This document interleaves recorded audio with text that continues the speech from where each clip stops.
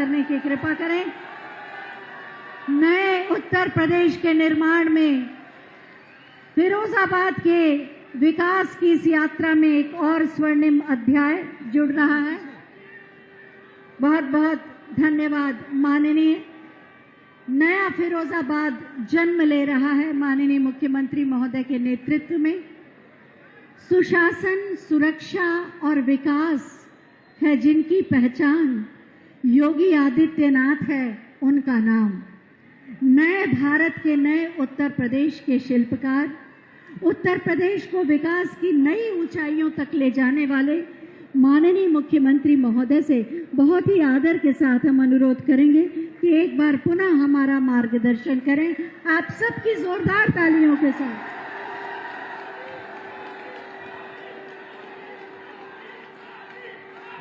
भारत माता की, भारत माता की, भारत माता की। वंदे वंदे वंदे। मंच पर उपस्थित भारतीय जनता पार्टी के क्षेत्रीय अध्यक्ष श्री रजनीकांत महेश्वरी जी, लोकप्रिय सांसद डॉक्टर चंद्रसेन जादौन जी, राज्यसभा के माननीय सांसद और इसी माटी के लाल डॉक्टर अनिल जैन जी, महापौर श्रीमती नूतन राठौर जी, लोकप्रिय विधायक श्री मनीष असीजा जी, लोकप्रिय विधायक श्री प्रेमपाल धनखड़ जी, विधान परिषद सदस्य श्री गोपाल अंजान जी, आज के इस कार्यक्रम में उपस्थित पूर्व विधायक श्री हरिओम यादव जी, जिलाध्यक्ष वृंदावन लाल गुप्ता जी, महानगर अध्यक्ष श्री राकेश संखवार जी, आज के इस कार्यक्रम में उपस्थित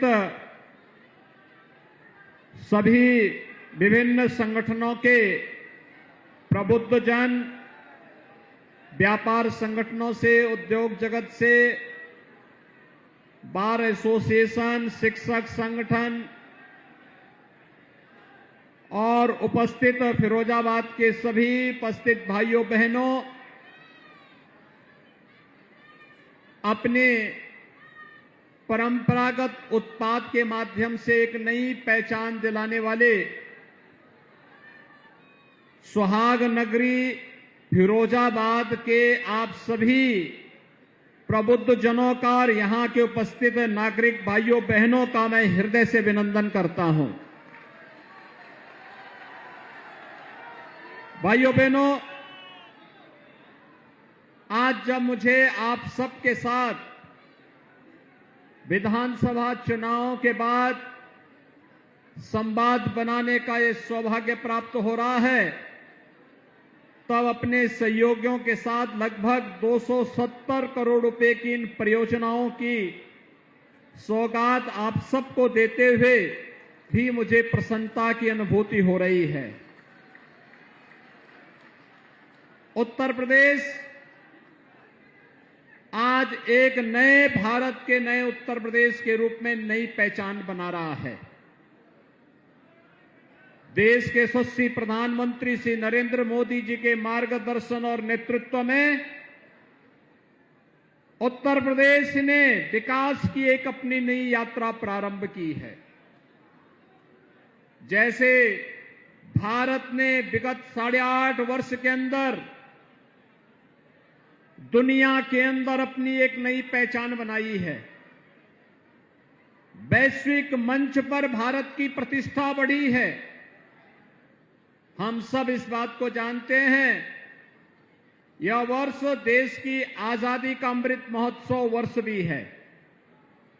पूरे देश के अंदर आजादी के अमृत महोत्सव वर्ष पर प्रधानमंत्री मोदी जी के नेतृत्व में हर घर तिरंगा फहराया जाना भारत के 135 करोड़ लोगों का भारत की राष्ट्रीयता पर अटूट विश्वास का प्रतीक भी बना। तो वैश्विक मंच पर आपने देखा होगा, जिस ब्रिटेन ने 200 वर्षों तक भारत पे शासन किया, उस ब्रिटेन को पछाड़ करके भारत आज दुनिया की 5वीं बड़ी अर्थव्यवस्था बना है। भाइयों बहनों, ये उपलब्धि इसलिए उपलब्ध हुई क्योंकि देश का यशस्वी नेतृत्व प्रधानमंत्री मोदी जी के नेतृत्व में हमारे उद्यमी, हमारे व्यापारी, हमारे उद्योगपतियों ने, जनता जनार्दन ने जो परिश्रम किया, जो पुरुषार्थ किया, आज उसका परिणाम हमारे सामने है कि भारत दुनिया की 5वीं अर्थव्यवस्था बन चुका है और बहुत शीघ्र दुनिया के शीर्ष 3 बड़े आर्थिक महाशक्ति के रूप में भारत की अपनी पहचान होगी।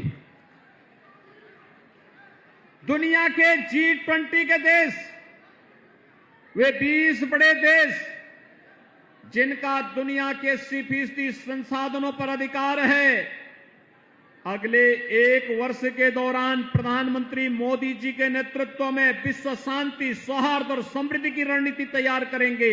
भारत को आजादी के अमृत महोत्सव वर्ष में सौभाग्य मिलना हर भारतवासी के लिए गौरव की बात होनी चाहिए और इसके लिए हम प्रधानमंत्री मोदी जी का हृदय से अभिनंदन करते हैं।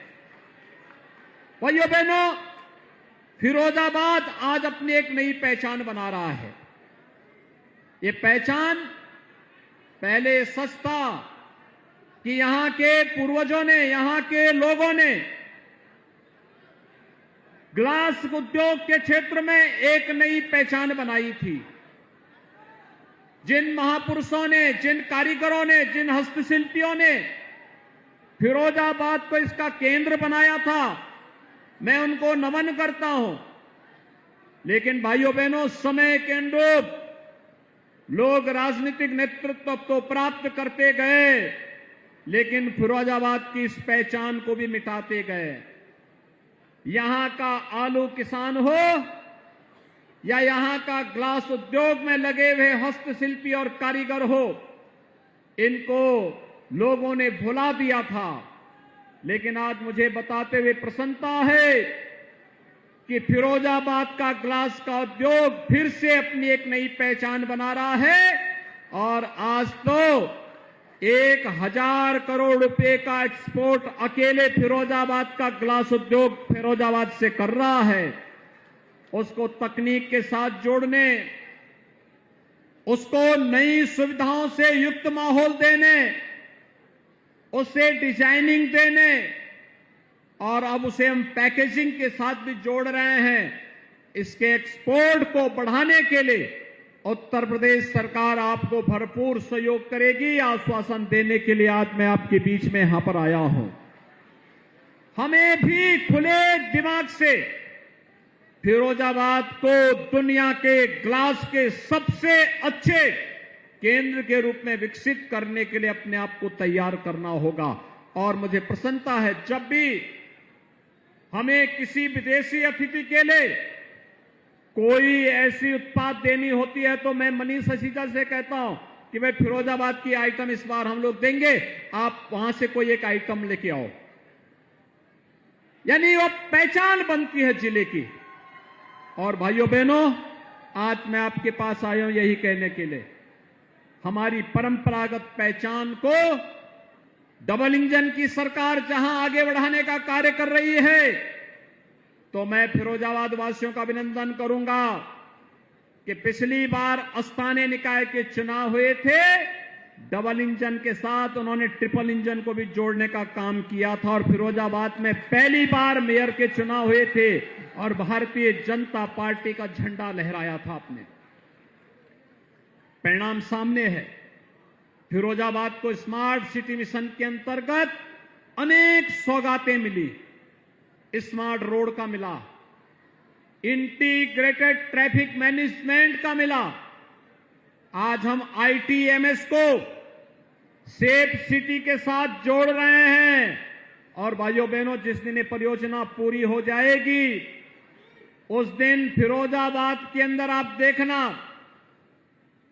उत्तर प्रदेश में अपराधी पहले प्लान कर गए हैं, फिर भी अगर जहां कहीं कोई चंडमुंड निकलने का प्रयास करेगा और किसी ने किसी व्यापारी को, राह चलते हुए राहगीर को, बहन बेटियों के साथ कहीं दुर्व्यवहार करने का प्रयास किया और वह अपराध करने के बाद भागने का प्रयास करेगा, तो एक एक गतिविधि कैमरे में कैद होगी। अगले चौराहे तक पहुंचते पहुंचते वो कहीं ढेर हो चुका होगा। आज उत्तर प्रदेश में अपराधी के लिए और अपराध के लिए कोई जगह नहीं, और उस नई तकनीक को विकसित करने के लिए ही स्मार्ट सिटी मिशन के अंतर्गत जन सुविधाओं का विकास करने के सामने एक बेहतरीन प्रयास आगे बढ़ा है। भाइयों बहनों, कौन सोचता था पहले कि ग्रामीण क्षेत्र हो या नगरीय क्षेत्र, हर घर नल की योजना जल जीवन मिशन के अंतर्गत पूरी होनी चाहिए। आज वह सफलतापूर्वक आगे बढ़ रही है। जल जीवन मिशन, हर व्यक्ति को शुद्ध पेयजल की आपूर्ति। शुद्ध पेयजल की आपूर्ति का मतलब आधी से अधिक बीमारी का समाधान। बीमारी पेड़ जनित जितनी बीमारियां हैं या अशुद्ध जल के कारण होती हैं।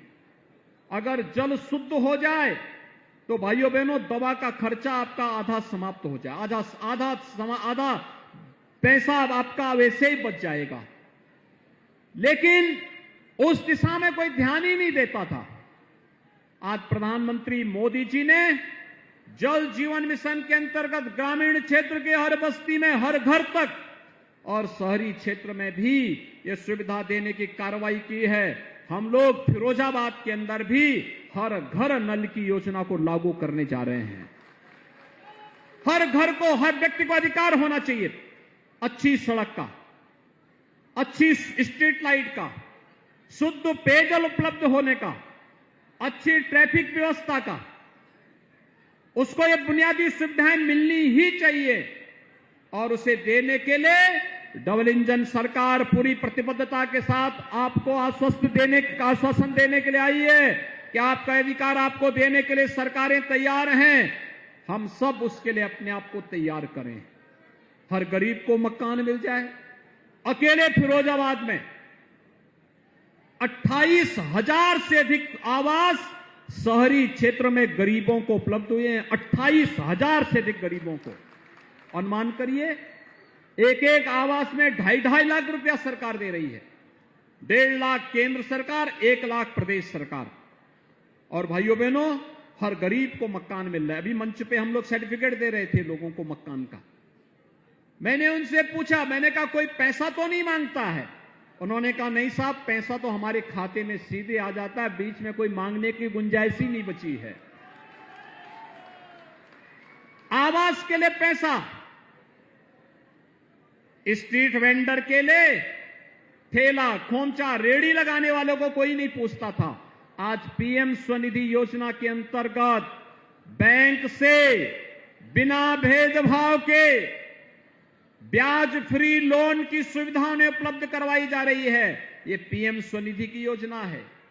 ग्रामीण क्षेत्र में जो गरीब जहां पे बसा है उस मकान, उस जमीन का मालिकाना अधिकार स्वामित्व योजना के अंतर्गत उसे उपलब्ध कराया जा रहा है। भाइयों बहनों, हर गरीब को 5 लाख रुपए का स्वास्थ्य बीमा का कवर मिल जाए। कोरोना कालखंड में फ्री में टेस्ट, फ्री में उपचार, फ्री में वैक्सीन और फ्री में राशन की सुविधा हर गरीब को बिना भेदभाव के मिल जाए। आप मुझे बताओ, क्या इतनी योजनाएं दी गई? केंद्र और राज्य सरकार इतनी योजनाएं दे रही हैं। बेटी बचाओ बेटी पढ़ाओ के लिए मातृवंदना योजना के अंतर्गत, कन्या सुमंगला योजना के अंतर्गत, सामूहिक विवाह योजना के अंतर्गत, वृद्धावस्था पेंशन, निराश्रित महिला पेंशन, दिव्यांगजन पेंशन। किसी योजना में व्यक्ति का चेहरा देख करके नहीं, सबका साथ और सबके विश्वास की भावना के अनुरूप योजना का लाभ उन्हें उपलब्ध करवाने का कार्य हुआ है।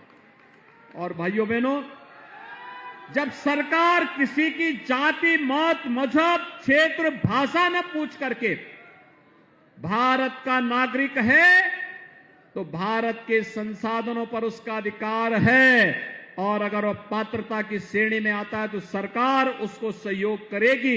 इस विश्वास के साथ सरकार आज कार्य कर रही है। तो फिर भारतीय जनता पार्टी के साथ ये भेदभाव क्यों हो जाता है कभी कभी? और इसीलिए मैं आपसे कहने के लिए आया हूं, योजनाओं में भेदभाव नहीं है। आज उत्तर प्रदेश दंगा मुक्त हुआ है, कोई दंगा नहीं, कोई उपद्रव नहीं, कोई अराजकता नहीं, हर व्यक्ति सुरक्षित है। यह पक्ष सुरक्षित, वह पक्ष भी सुरक्षित, कहीं कोई समस्या नहीं। आज विकास के जिस लंबी छलांग को लेकर के उत्तर प्रदेश कार्य कर रहा है, अभी डॉक्टर अनिल जैन जी कह रहे थे, वन डिस्ट्रिक्ट वन प्रोडक्ट के माध्यम से उत्तर प्रदेश का एक्सपोर्ट कई गुना बढ़ा है। उत्तर प्रदेश आज एक्सपोर्ट हब बना है। One district one medical college की तरफ उत्तर प्रदेश बढ़ा है।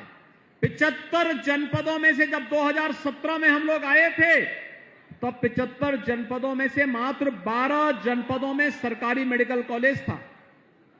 आज भाइयों बहनों, हम लोग 59 जनपदों में मेडिकल कॉलेज का निर्माण का कार्य कर रहे हैं, और जो 16 जनपद बचे हैं उन 16 जनपदों में से 10 और जनपदों के लिए हम लोग मेडिकल कॉलेज की व्यवस्था दे चुके हैं। 6 जनपद बच जाएंगे हमारे पास। अगले 1 वर्ष के अंदर उन 6 जनपदों को भी हम मेडिकल कॉलेज की सुविधा उपलब्ध करवाने जा रहे हैं।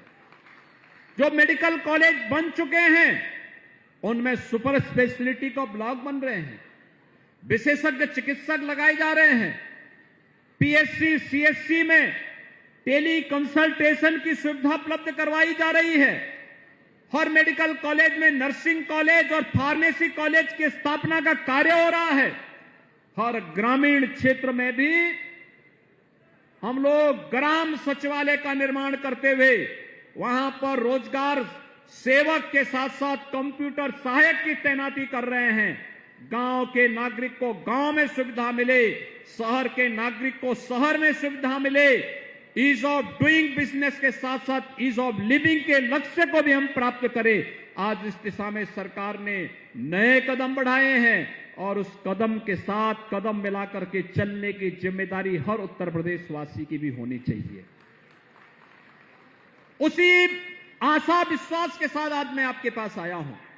ये जो 270 करोड़ रुपए की परियोजनाएं आज यहां पे लोकार्पित और शिलान्यास की गई हैं, ये भाइयों बहनों आप ही से जुड़ी हुई है, सड़क से जुड़ी हुई हैं, इंटर कॉलेजेस का है, आईटीआई का है, आईटीएमएस का है, मेडिकल कॉलेज का है, स्वास्थ्य विभाग से जुड़ा हुआ है, पशुपालन विभाग से जुड़ा हुआ है। हमेशा यहां के लोग कहते थे कि आलू उत्पादन होता है उसकी प्रोसेसिंग का नहीं। हम लोगों ने 800 करोड़ रुपए की लागत से मथुरा में पेप्सिको इंडिया का एक उद्योग लगा दिया है। अभी फिरोजाबाद, आगरा, मैनपुरी और आसपास के जनपदों के लिए भी ये कार्रवाई आगे बढ़ रही है। अलीगढ़ आदि के लिए भी कार्रवाई आगे बढ़ रही है। किसान को उसकी उत्पाद का उचित दाम मिले। प्रधानमंत्री मोदी जी ने पहले से व्यवस्था कर दी है कि उसकी उत्पाद का लागत का 1.5 गुना दाम किसान को प्राप्त हो जाए। एमएसपी घोषित की गई, लगातार उसका दाम दिया जा रहा है। भाइयों बहनों, पर्यटन की सुविधाओं का विकास किया जा रहा है। ये क्षेत्र ब्रज क्षेत्र में आता है।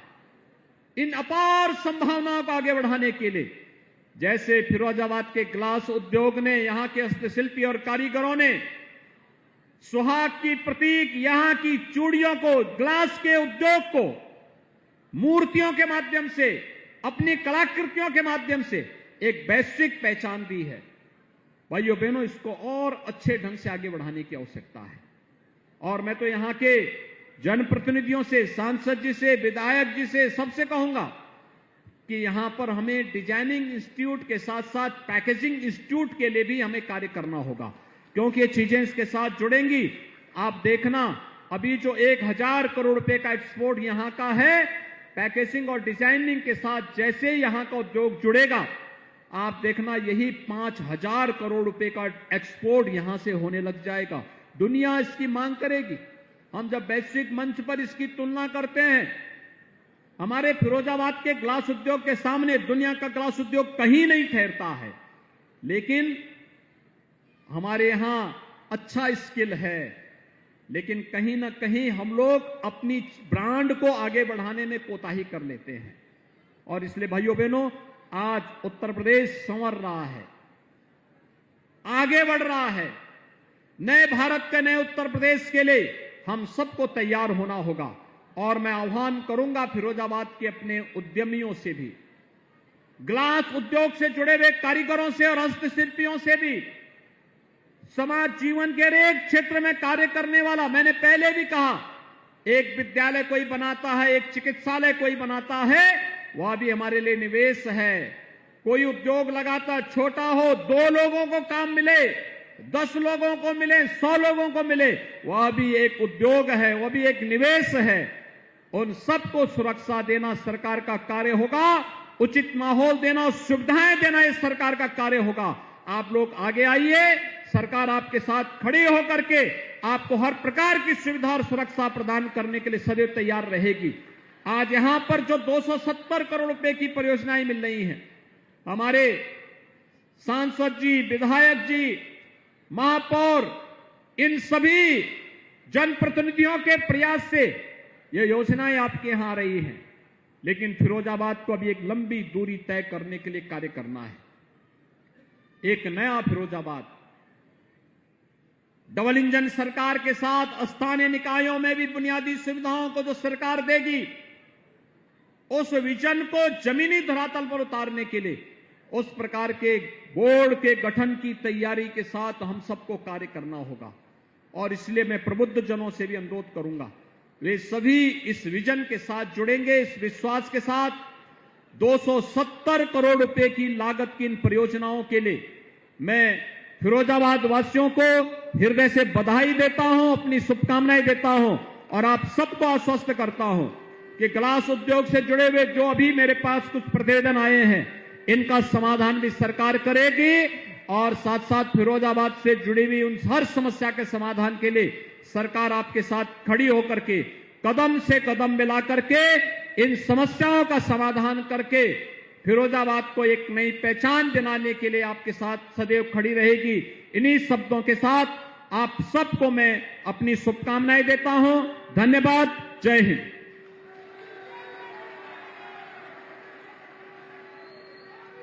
बहुत बहुत धन्यवाद माननीय, आपके प्रेरणादायी उद्बोधन के लिए।